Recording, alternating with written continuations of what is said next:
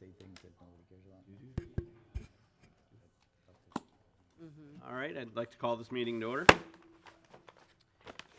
Please join me. The invocation will be provided by Pastor Chris Mueller of Legacy Life Church.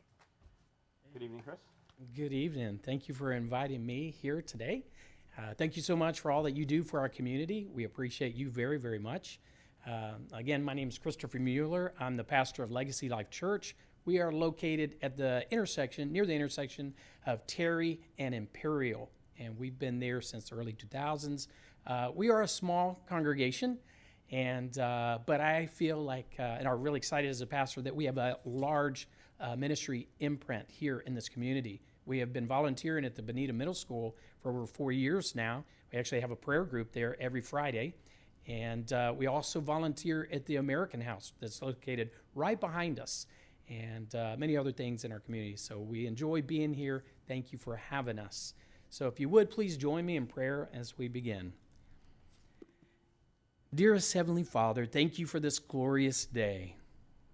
Lord, it's an honor and a privilege that we have the opportunity in this great country to bow before you, recognize you as God. Thank you so much for all that you do for us each and every day. Lord, may we always recognize that you are in control. You have the authority and the power. And Lord, we want to honor you for that. So Father, I pray for this meeting this evening, for all these people that volunteer their time, that are here for different reasons. Lord, I pray that your name will be magnified in all these things. We pray for success in building our community here in Southwest Florida to be a place that people would want to come and raise their families and children and even retire here. So, Father, thank you so much for this evening. We thank you and we pray in the name of Jesus. Amen and amen. Please join me in the Pledge of Allegiance. I pledge allegiance to the flag of the United States of America and to the republic for which it stands, one nation, under God, indivisible, with liberty and justice for all.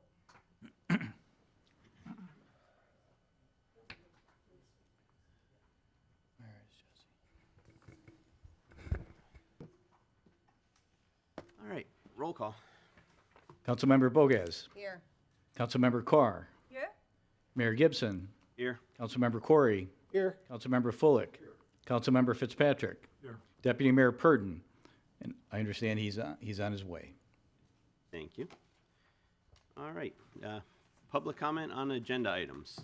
We have one registered speaker, James Anderst.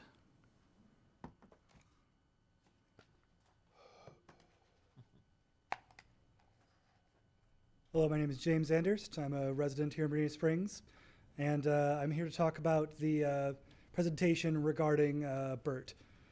And I want to say that I was against BERT when I first heard of it. I thought it was going to be an overexpensive and underutilized waste of the city's money. However, then I thought about how often I walked those railroad tracks from school when I was a kid, and how much it could alleviate bike traffic downtown. And I want to say, while the cost is substantial, this needs to be viewed as an investment in the city's future.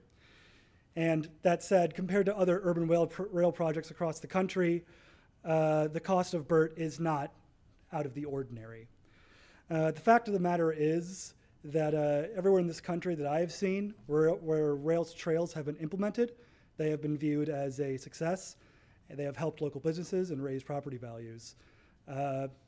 I'm saying this more to the voters than to you fine folks on the council, but I really hope that come the election, the city makes a decision to approve BERT, and we can move forward with this. Thank you very much.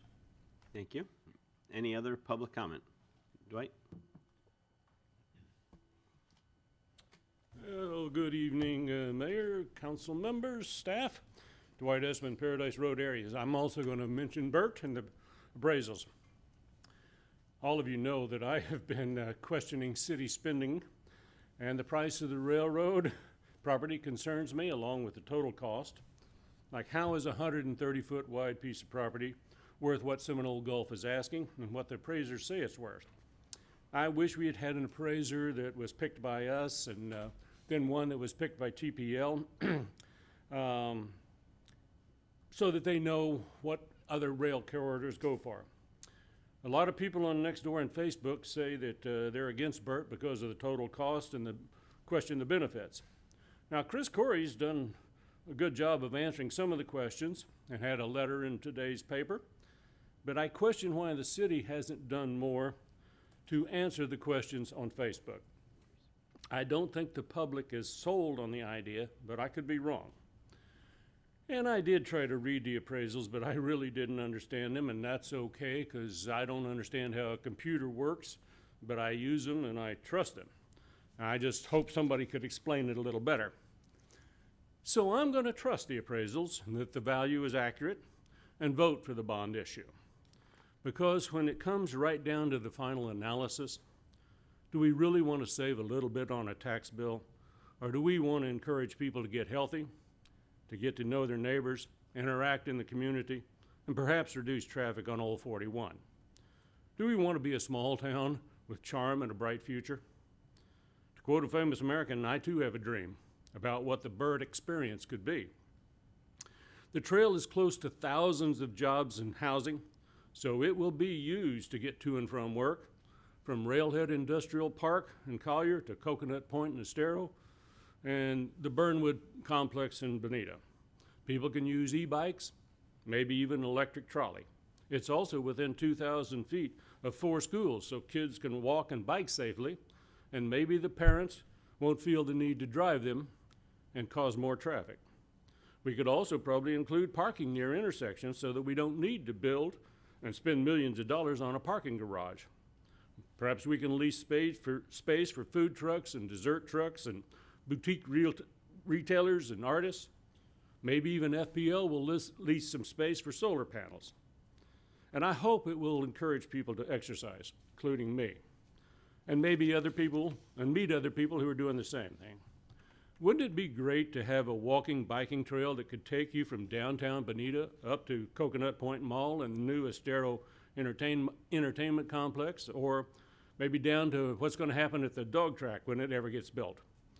But we need to make it safe and easy for people to get around without a car. Thank you, Dwight. I wish the city had presented a couple of proposed ideas so that people could envision what BERT would be. Maybe there's still time to do that. Thank you. Thank you. Any other public comment? All right, seeing none, we'll move on to the consent agenda. Motion to approve? Second. Motion and second, roll call. Councilmember Carr. Aye. Councilmember Fitzpatrick. Aye. Councilmember Bogas. Aye. Councilmember Corey. Aye. Mayor Gibson. Aye. Deputy Mayor Purdon. Councilmember Fullick. Motion carries. Thank you.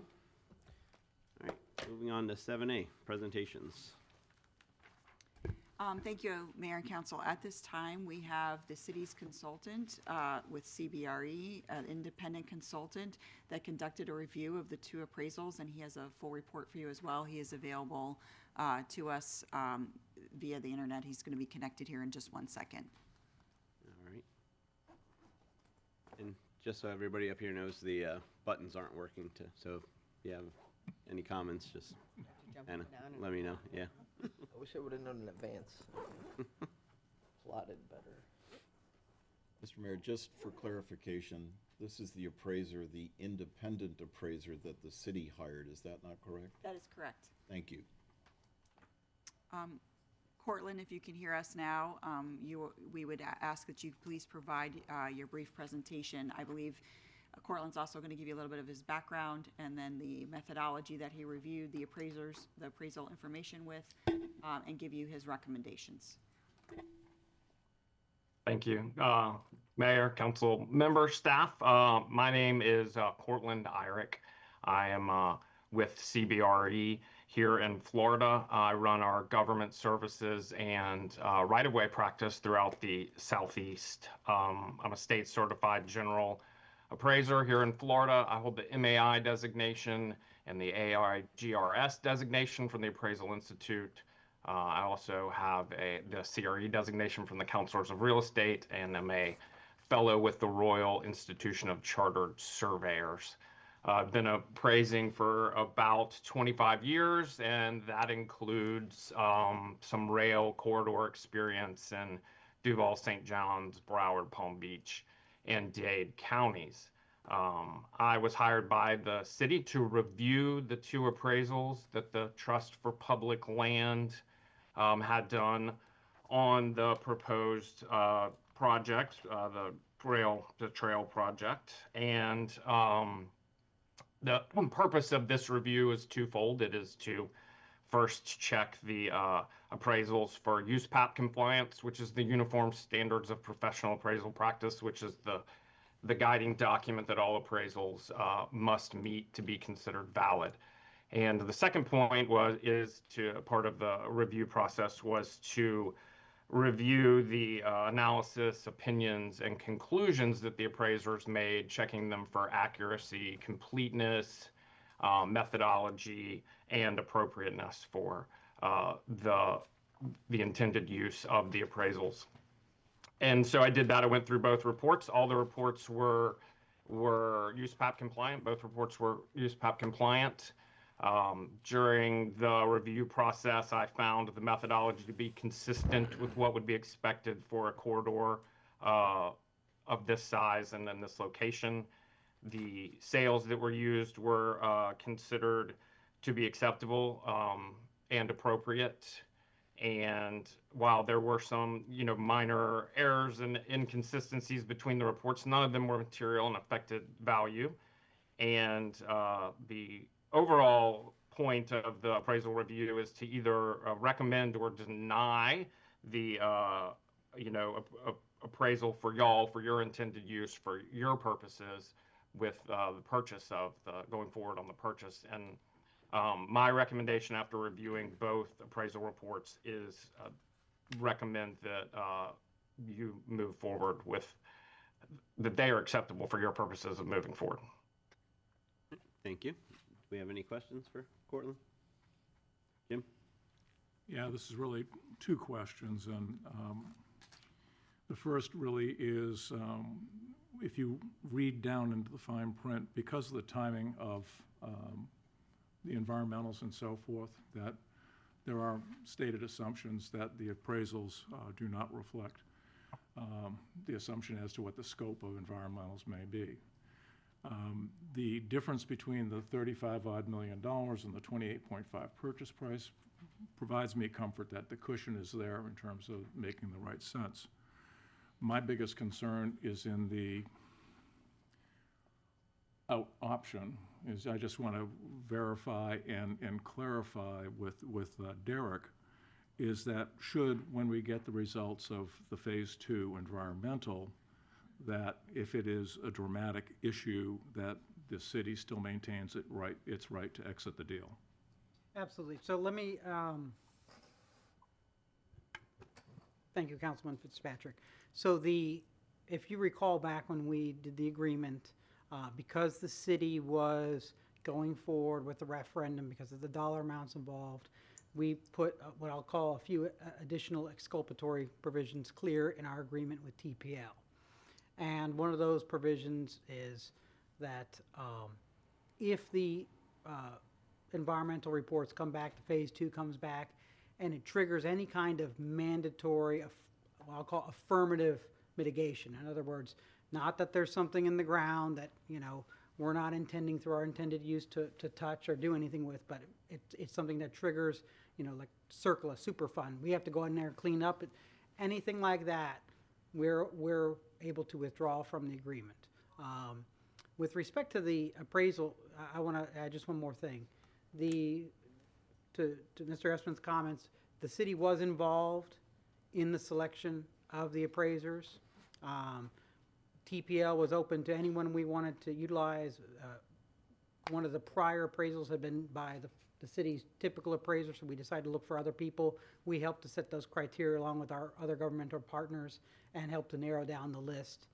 And ultimately, based on the qualifications, we accepted the 2 that were submitted. But all of these these appraisals, they're a snapshot. So, and that was understood at the time, and we've been working with TPL at that time. So as title work gets updated, as the surveys get completed, and the surveys are an Alta survey, so they're looking for encroachments and other things that may not have shown up in any other work, the environmentals, all of that adds to the continuum of whether or not the price meets what we're asking for.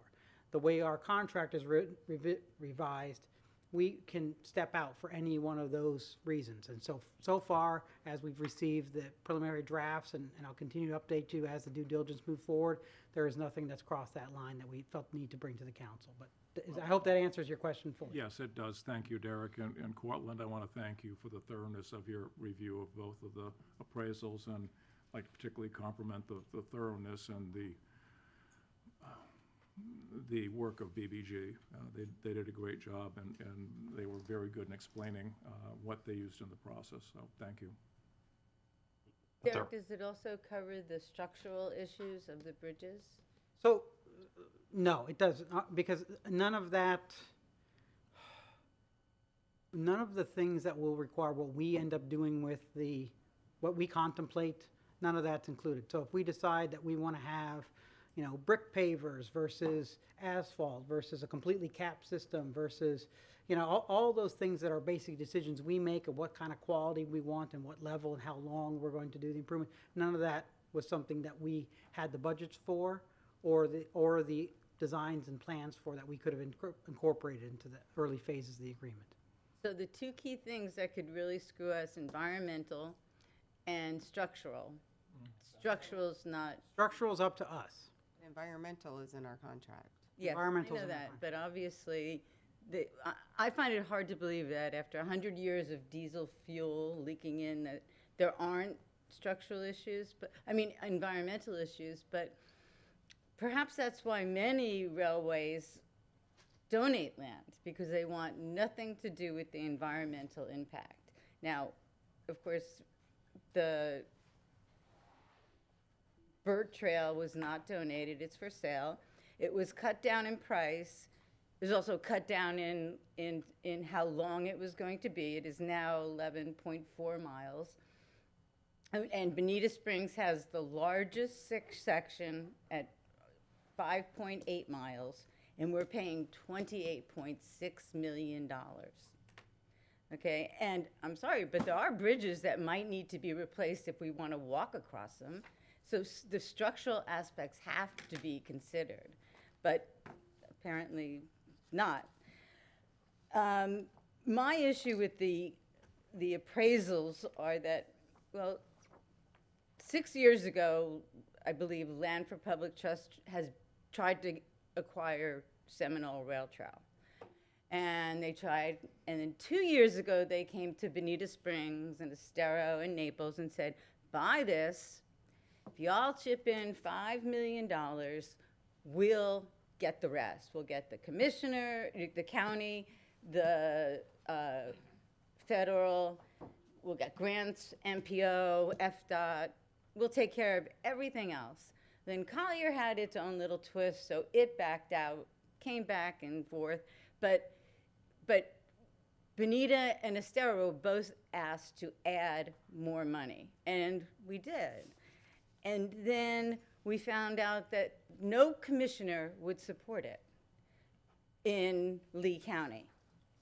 And Burt hired and their own analysts, and they came in and they petitioned and they met one-on-one with each of us and moved forward in that way of approaching, I guess, to convince us, and then instead of a commissioner, who still, no commissioner would come in, the council signed on. Do you have a question on the Yes. appraisal stuff? Because Yeah. all this, we went over many times in the past. But not everybody knows it. And how does it come together? Well, again, 6 years in trying to purchase this property. So the Land for Public Trust picks the appraisers. I didn't know at the time that Land for Public Trust had purchased the Seminole Railroad. So they are the owners. So Well, not yet. They will, if everything goes through, they will be the one that takes it over first before bringing it to us. They They're- pick- They're like the middleman. Right. And to their benefit, they want this sold, because then we give them the money the next day, a cashier's check. But they're kind of like a broker for us. And that's also why we're leaving it to the voters to decide. Yes, but not in November, in October, in August. So it's a smaller pool, but there is some kickback. Chris, I read your podcast. It still bothers me that no commissioner would get behind it.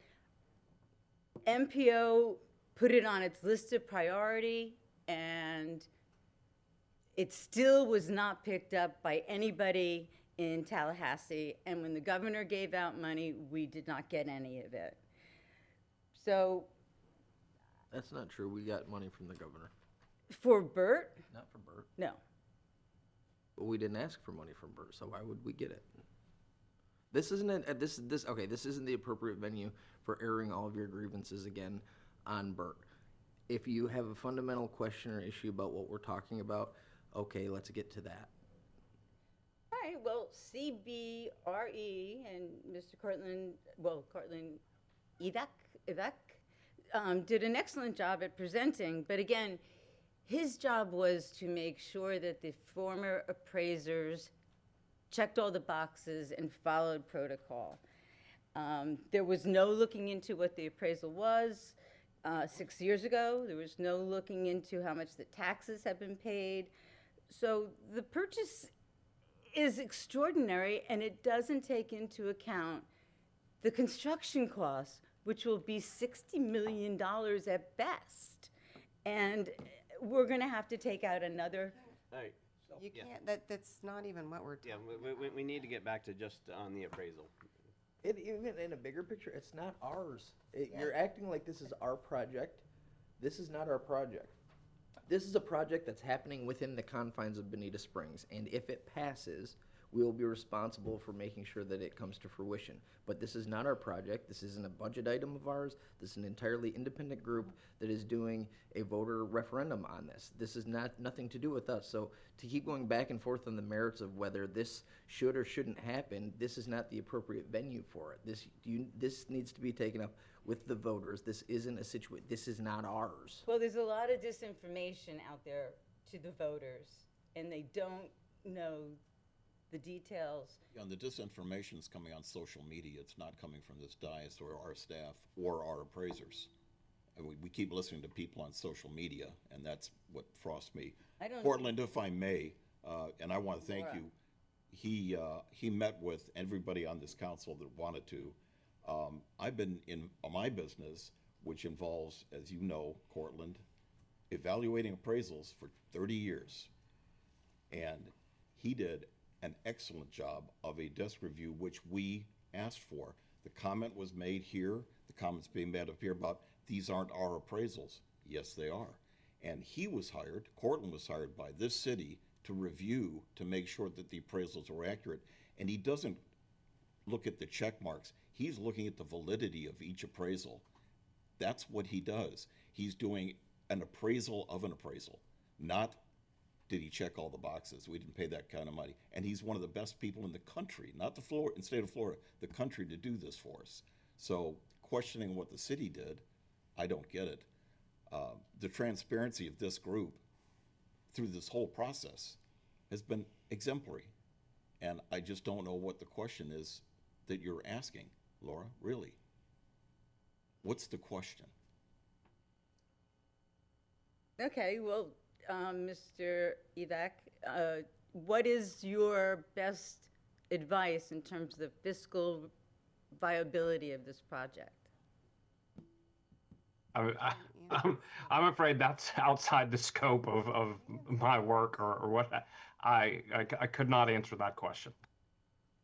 Okay. Portland, are we paying a fair and reasonable price based on what you assessed? Based on what I assessed, based on the two appraisal reports that were under review, yes, I would say that you are paying a fair price. And if I remember correctly, it's 89.1 acres that we're purchasing? That's correct. So So if you divide that out, we're paying less than $400,000 an acre, including most of it running through our downtown. I know people sitting in this audience right now that would love to buy an acre of property downtown for $400,000. Well, if they wanted to build row houses, maybe. And it would be great if we could just get from Terry Street to Bonita Beach Road, and that would be perfect. Because otherwise, everything else becomes cost prohibitive to actually make it connect. But, all right, Okay. Well, another side, Let's open it up to more comments. Anybody else? Jamie? Good. Can I make a motion that we accept the report of CBRE? I second it. Motion and a second. Roll call. Mayor Gibson. Aye. Councilmember Fullick. Aye. Deputy Mayor Purdon. Aye. Councilmember Carr. no. Councilmember Bogas. Aye. Councilmember Corey. Aye. Councilmember Fitzpatrick. Aye. Motion carries 6-1. And just for clarification for the record, when you say you're approving the CBRE report, you're essentially accepting the two appraisals, Right, okay? right. If there's any clarity, thank you. Thank you, Cortland. Thank you. You all. You. All right.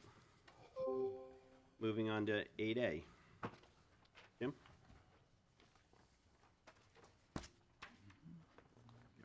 Get my notes out. A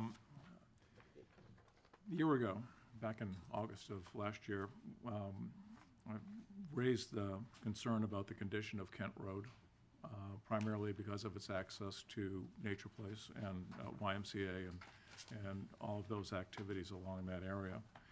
And we completed that review, and that I'd like to propose and support the approval to proceed with the paving of Kent Road from East Terry Street to Bonita Nature Place. And I'd request to utilize the Lee County purchase contract through the Cooperative Purchase Program and Ajax Paving in the amount of $335,659.90. This is within the confines of the fiscal year 2025 asphalt overlays capital improvement budget line. A lot of numbers, and it can be seen in the notes that are available online. Motion to approve. Second. Okay. Motion and a second. Roll call. Councilmember Bogas. Aye. Councilmember Fitzpatrick. Aye. Councilmember Fullick. Aye. Mayor Gibson. Aye. Councilmember Carr. Aye. Councilmember Corey. Aye. Deputy Mayor Purdon. Aye. Motion carries. All right, thank you. And item B, also Jim? Yeah, next item. We're approaching the first outlots opening at Midtown Bonita in the latter part of fourth quarter, beginning of first quarter of next year. A number of the improvements have been made along both Bonita Grand and Bonita Beach Road. There are several pieces that are still out there that need to be addressed, and since that is a county road, I'm asking council support for me to enter into discussions with Lee County Commissioner Malika, county staff, and our staff to review what the plans and timelines are for the traffic management in and around Midtown Bonita, specifically Bonita Beach Road and Bonita Grand Drive. Motion to approve interaction with Commissioner McCulloch and MPO. You're on the board, so great. I think, Do we need an actual vote on that, I don't or think we need a vote. just direction? I would say yes for this particular one, so there's no question later on about who's liaison on that. Second. Sure. I would just like to say that I think in general, I trust all of you up here, so, and I don't really expect you to, if you're gonna talk to Dave Molokai, I don't expect you to ask for permission from us as a group. I expect you to do it and then let us know how it went.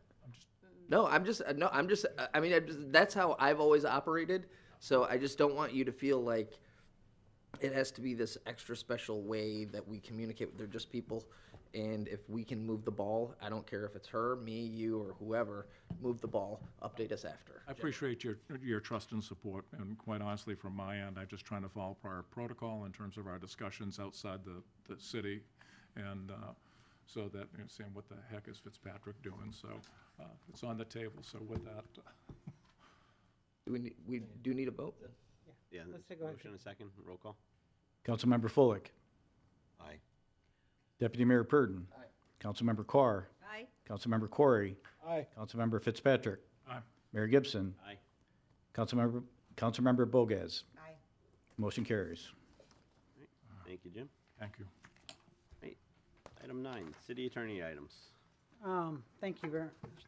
So the next item on our agenda is, back when we did the settlement agreement with BG Mine, if you recall that one of the city's, I should say, be careful, not all of you were on the city council at the time, but the primary contention of the city at the time of that settlement was that any approval of density at the levels that were being sought by BG Mine and some of the other properties in the area would go well beyond failing our corridors and net traffic network in East Bonita. And to the cost requirements to make that up would be, what, north of $100 million to widen Terry across the interstate and some of these costs. So in the settlement negotiations, we came to a cap on the number of units. We also determined that because that BG Mine was going to be making prop share improvements to Bonita Grand Drive and some of the intersections as well, that the collection of impact fees would be improper, because we would be taking impact fees in an area where we not plan to make no major improvements. And so that was not translated, that settlement back in 2019 was not translated into our permitting system. BG Mine, as you know, sold their rights to developers within the old project, now known as Vivid Shores. Pulte had, as a result, being one of those developers, had pulled 53 permits and paid the full impact fees. And so, due to that error, both on their part and ours, I am seeking to reimburse Pulte for the road improvement portions only. All other portions of our impact fees, including those related to parks and other systems, those will still be charged. Motion to approve. Second. All right, motion and a second. Roll call. Deputy Mayor Purdon. Aye. Councilmember Fitzpatrick. Aye. Mayor Gibson. Aye. Councilmember Corey. Aye. Councilmember Carr. Yes, hi. All right. Councilmember Bogues. Aye. Councilmember Fullick. Aye. Motion carries.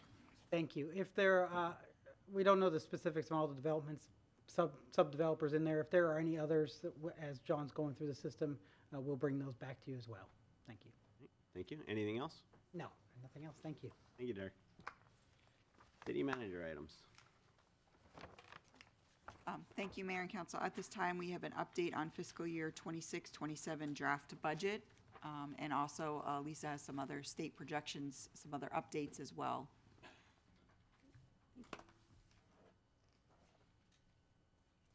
Good evening.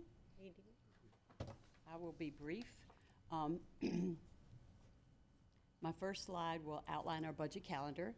As we're aware, we begin our budget process earlier in the year, and we finalize it in September. So each meeting that we have, each city council meeting that we have, we bring you all updates, because we start our year with just our estimates based on historical collections, and then we receive data from the property appraiser and from the state so we update you each period. So what you see here in front of you is the remaining budget calendar.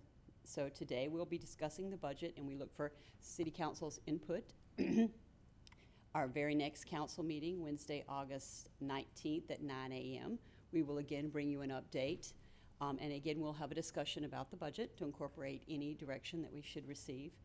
For our 2 September hearings, which are required by Florida statute, this year we actually had to move our meetings. We normally have the 1st and the 3rd, but we will have the 2nd and the 4th Wednesday. And Florida statute dictates that it be an evening meeting at 5:30. So we have been announcing this for quite some time, so hopefully everyone's on board with attending those. We do like to restate our strategic priorities each time we discuss our budget. These are in our budget. They were approved by council, and they're incorporated throughout our budget and their different priorities. State revenue projections. Each year we receive projections from the state for these major categories. We have been informed by the state that they will not be available till August. So as of this meeting, we have not received them, but again, maybe by next meeting we'll have them, and definitely by September. So what we do with those is The numbers that you have in the budget are based upon our historic collections as well as quarterly revenue estimating data that we've been receiving from the state. So we compare those to what the state is projecting currently, and we let you know if we need to make any adjustments. What the state has released since our last meeting are state demographic estimating conference data. The data revealed fewer births and a lower number of deaths than anticipated. The population growth is slowing modestly each year. So this is a slight reduction from what we saw at our last demographic estimating conference. The end of the decade, I thought very interesting point, 2030 is projected to be the entry of the final baby boomer into retirement. And as we've talked about for years, the baby boomers have had a big economic impact on our state as a whole. So they'll be monitoring that as we move forward. And year over year, the growth drops below 1% estimated in 2032. So what we show you that graphically here, the first several columns are actually actuals, and then they roll out the forecast for the next 10 years. As you can see down there at the bottom, the growth rate does slow, but it is still a growth rate. And we are a large, very populous state, so it is still growth, and it's still a positive economic trend, in my opinion, and the states as well. Florida household forecast. This is a major data point that the state tracks. And as you can see, that does continue to grow as well. And it just is a little more dampened. So it's a little more modest growth than what they had said at the prior. But they review this quarterly, so they update these data for any trends. This is one of my favorite slides, Florida household size forecast. This has been, over the last 4 or 5 years, a significant shift in the state of Florida. And I think we're seeing it here locally as well. Our households are shifting from a 4-person household closer to a 2-person household. Now that's what they're projecting. The state is projecting that trend to continue, but they will update these. So we're hearing more about people combining households, so maybe this number would go back up. But what this means to us and the state as a whole is that a 4-person household behaves much differently than a 2.5-person household economically. So we watch for that, and it's woven into all the projections that we receive. Real estate tax projection. Each time we talk about the budget, we show everyone the impact of the current mill rate that's in place.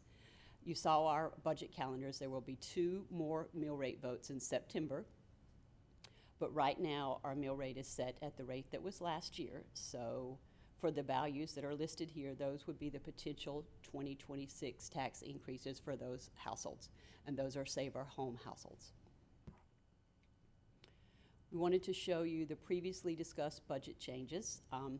As we talked about before, June 1st, we receive our first real estate property estimate from the property appraiser, and then it's updated July 1. So at our last meeting, we gave you the updated July 1 numbers, and this is the revenue impact for that.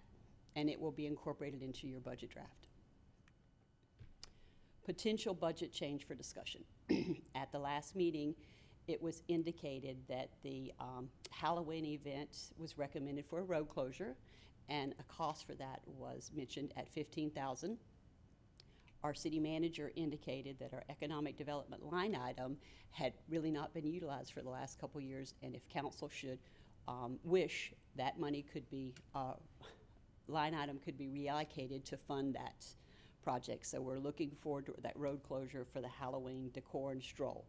And we're looking for direction from council to confirm that. And if so, we can incorporate it in our budget. And that's all I have for you. Well, I would direct staff to definitely include that 15,000 road closure and all the decorations. Lisa did such a phenomenal job. And team. And team, everyone, yes. City staff does a great job with our events. Outstanding. Do we need a vote on that or just direction? If it's, I don't know. You'll be voting on the final budget during Yes. during the next 2 meetings. Hopefully, if it's the majority, Or if anyone, If we have direction, then we'll move forward, and it will be placed Yes. in the next Direction draft. to incorporate it, correct? Correct. yes, so, And you'll still be voting on the final approval. So your next series of slide will show that as a change you have approved, if that's the direction we receive. Thank you. Any other questions? Great. Thank you very much. Lisa? The only other update is I wanted to let council know we did receive a notice of funding, and there'll be some additional information asked by the Florida DEP for $2.5 million for the Bonita Springs Aquatic Center. So we did receive that initial correspondence, so that project is moving forward. Good news. Great news. All right. Moving on to mayor and council member reports. Jamie? I really don't have much. Chief DeWitt just said they are taking applications for hiring of firefighters starting Monday through August 17th. They're hiring 8, and they're receiving a high water brush truck within the next 2 weeks. That's all I have. Jesse? No report. Laura? Good news for Dr. Denise Carlin. She's the first recipient of a leadership award from the Florida Department of Education. So she is doing a phenomenal job. BSU entered into a contract with E2, which is a energy company that provides backup in terms of when the grid goes down, they snap in and no interruption. And for 2 projects, they are entering into I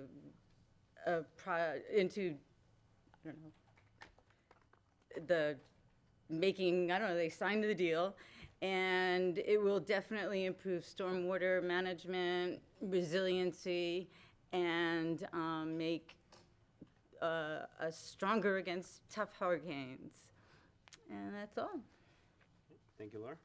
Chris? Yeah, let me make a couple of comments. This is the last council meeting before the August 18th vote. And it gives me a chance to reflect on what we've done as a council over the last several years. And I start with the city's motto that we're a city of small-town charm and big, bright futures. And the first half of that small-town charm sort of describes who we are, but the big, bright future is in our hands. And it asks us what we want Bonita Springs to become. And every major decision, whether it's the BERT project or it's what's going to happen to the Wonder Gardens or downtown development, or what's happening out on East Bonita Beach Road, what's happening with the Bonita Grand development, fits into that vision. So what do we want to be? I keep thinking, what do we want to be in 2036, 10 years from now? And I think BERT fits that vision because it's more than a trail. It's a piece of infrastructure that ties together the various things that we have been trying to do on a project-by-project basis. It's not simply a bike trail, it's an irreplaceable transportation corridor. It connects destinations throughout Bonita Springs. It promotes tourism and local businesses. It makes the city more attractive to young families and professionals. It improves safety by separating pedestrian and cyclists from busy roads. I think it enhances the quality of life for residents of all ages, and it creates another defining community assets. When we think about cities don't become great by accident. They become great because each generation has the courage to invest in the future while preserving what makes their community special. I think we've done that over the last several years. I think we continue to do that with the projects that we focus on and are committed to building. And I think that is what this BERT project is one of those things that's going to make a real difference when it's completed, and it's going to enhance the community as we go forward. So that's my comments. Thank you, Chris. Nigel? Mr. Mayor, the first thing on the agenda is I want to congratulate you for your efforts on Saturday. You didn't embarrass us. I believe you came in second. In the one race, yes. You manufactured boat race. You didn't crash. You did us proud. Nice turnout, and kudos to the Downtown Business Alliance for how they put that all together. And it was a fun event. I only stayed for an hour because it was too darn hot outside, but the young people stayed and had a great time. The news press and USA Today, we don't care what they are as medium, but they are real newspapers, and they both had an interesting article about rental rates and how everybody's talking about affordable housing and what a challenge it's been for the last few years. So I was really surprised by the fact that even in Florida, rental rates are coming down. Last year, 13.1%. And they're expected to come down again this year, partly because of the number of homes that are being built and us catching up with that, but also a number of investors out there that are now turning to more reasonable rentals. So the rates are coming down. That's good news for our economy, but it's also good news for our residents seeking less expensive housing. No TDC meetings in July, but I have our financial committee workshop on Friday and then our meeting next week, so I'll have a report at our next meeting. I want to thank Chris for his comments on BERT, but the one thing that a lot of people who called me and took the time to do research, their concern about BERT was we're going to lose the opportunity for rails in the future, and it's the exact opposite. We're purchasing that land, and we'll now have the corridor that if at some time in the future we put in light rail service, not trains, light rail service, we'll own it, and we'll have bought it at today's prices. What we're doing is so economically responsible for our city on so many levels. But the folks that think that the trail is going to go away, and then the folks will start screaming and saying, well, then you're going to take away our trails. No, we're not.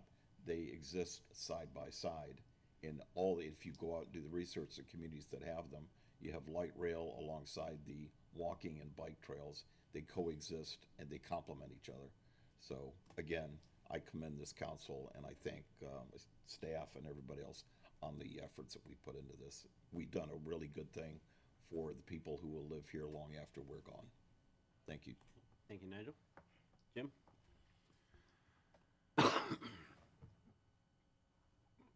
For something I was not going to make comment on, but I think Chris wound up touching on it.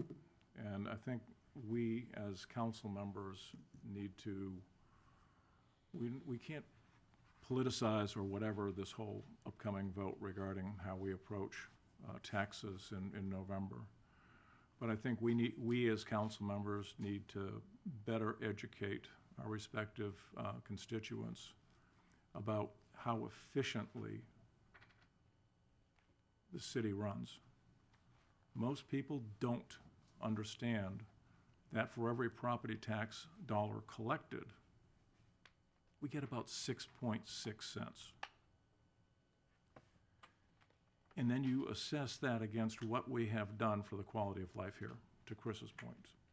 Whether it's the improvements at the Lyle area, Riverside Park, Banyan Tree Park, that quality of life is something that you guys have been doing this a lot longer than I've been on council, and you should be commended for that. So now I think our heavy lifting comes in terms of making sure that as we talk to folks, that they understand what we do with that 6.6 cents of every property tax dollar, and how critical, how well you've managed the thing over the years. That's an outstanding job. And lastly, Midtown, as I noted, Midtown Bonita should start opening its outlots right around the end of the year. Their apartment complex, they've actually started renting the first phase of those apartments. And to Nigel's point, their initial rents were published over $2,000 a month for one bedroom. You can now get in for about $1,900. And their high end of $4,300 is now about $3,400. So they're out there, they're being rented, they're absolutely gorgeous. And then lastly, my bordering district up there in Jamie's Land, Vivid Shores. If you haven't taken a ride out there, we talked about the give back on certain impact fees. They are doing a gorgeous job in this community. And part of this ultimately down in the future will be a future park for the city of Bonita Springs. So, thank you. Thank you, Jim. I just wanted to thank Laura for filling in for me at the last meeting and running the meeting. You did a good job. And also just to comment on Riverfest this past weekend. Downtown, a lot of people turned out. We had a lot of fun. Canoe races, kayak races, paddleboard, and build your own. And then lots of vendors and just a lot of people having fun. It was hot, as Nigel alluded to, but I did fall into the water once on my own accord and pulled into the water another time by somebody else, so that did cool me off. Ghost alligators, is that Yeah. what you're claiming? But yeah, it was a great time, and thanks to those that were able to make it out. Appreciate that. And other than that, I guess we'll just move on to public comment. Any public comment left this evening? Ron? Ron George from Little Hickory Island. I guess what I'd really like to hear in the next year maybe is, you know, being on the beach, it's sort of disappointing to see how the state, or the county, I should say, hasn't really come up. I know they got plans and plans and plans, but, you know, it's been 4 years. And I know you all look at the city downtown, it's doing great, but people come to Bonita Springs, for at least most of them do, to go to the Dagon Beach. And it is still a disaster. And I know the city has probably less say on what happens down there, but I think the city at least could put some pressure on the county, because I know what the county priorities are, and Bonita Beach is never mentioned in their priorities. Nothing for the beach area. And, you know, we've got 2.5 miles of beach, generally, if you're not counting Lover's Key. And, you know, thousands of people every weekend go there. I mean, it's not a special event, it's thousands of people every weekend, almost every day. I see the parking lots full every day, and yet the county's not hastily doing anything to improve the area. And it's sort of an eyesore, I think. You know, the beach renourishment took place. A lot of money spent on that, and I've got my own opinion about whether or not that was well spent or not, because you know, by my area, the beach, probably a good third of it's already gone, and it's not been a real success in my eyes, and the turtles have been definitely affected by the beach renourishment. So anyways, I'd just really like to see the city take some initiative to get something going with the county if possible. Thank you. Thank you, Ron. Any other public comment? All right, seeing none. There is some light at the end of the tunnel, Ron. The county finally did get somebody with the request for proposals, and they hired somebody, and they should be working on the beach park soon. So we have that going for us at least. So motion to adjourn? Motion. Second. We're adjourned.